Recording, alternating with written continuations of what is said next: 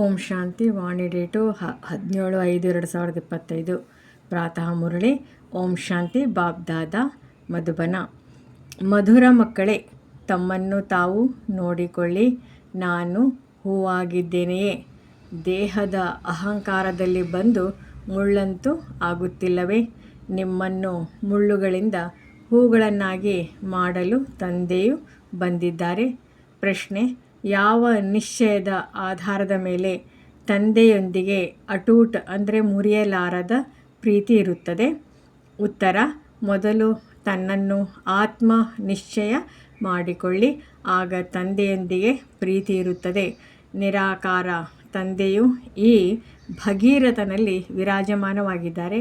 ಅವರು ನಮಗೆ ಇವರ ಮೂಲಕ ಓದಿಸುತ್ತಿದ್ದಾರೆ ಎಂಬ ಅಟೂಟ್ ನಿಶ್ಚಯವಿರಬೇಕು.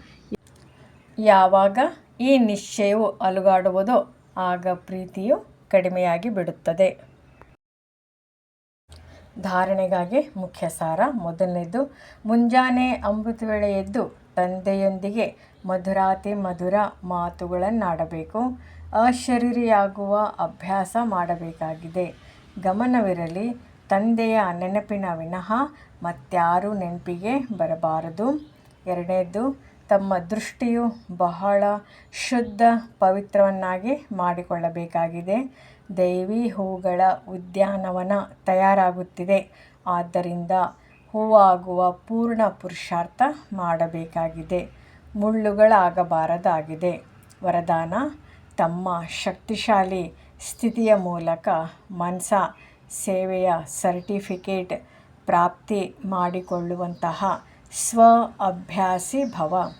ವಿಶ್ವಕ್ಕೆ ಲೈಟ್ ಮತ್ತು ಮೈಟ್ನ ವರದಾನ ಕೊಡುವುದಕ್ಕಾಗಿ ಅಮೃತ ವೇಳೆ ನೆನಪಿನ ಸ್ವ ಅಭ್ಯಾಸದ ಮೂಲಕ ಶಕ್ತಿಶಾಲಿ ವಾಯುಮಂಡಲ ಸೃಷ್ಟಿ ಮಾಡಿ, ಆಗ ಮನ್ಸಾ ಸೇವೆಯ ಸರ್ಟಿಫಿಕೇಟ್ ಪ್ರಾಪ್ತಿಯಾಗುತ್ತದೆ. ಅಂತಿಮ ಸಮಯದಲ್ಲಿ ಮನಸ್ಸಿನ ಮೂಲಕವೇ ದೃಷ್ಟಿಯಿಂದ ತೃಪ್ತಿ ಮಾಡುವಂತಹ ತಮ್ಮ ವೃತ್ತಿಯ ಮೂಲಕ ಅವರ ವೃತ್ತಿಗಳನ್ನು ಬದಲಾವಣೆ ಮಾಡುವಂತಹ ಸೇವೆ ಮಾಡಬೇಕಾಗಿದೆ. ತಮ್ಮ ಶ್ರೇಷ್ಠ ಸ್ಮೃತಿಯಿಂದ ಎಲ್ಲರನ್ನೂ ಸಮರ್ಥ ಮಾಡಬೇಕಾಗಿದೆ. ಯಾವಾಗ ಇಂತಹ ಲೈಟ್ ಮೈಟ್ ಕೊಡುವಂತಹ ಅಭ್ಯಾಸವಾಗುವುದು, ಆಗ ನಿರ್ವಿಘ್ನ ವಾಯುಮಂಡಲ ನಿರ್ಮಾಣವಾಗುವುದು ಮತ್ತು ಈ ಕೋಟೆ ಶಕ್ತಿಶಾಲಿಯಾಗುವುದು.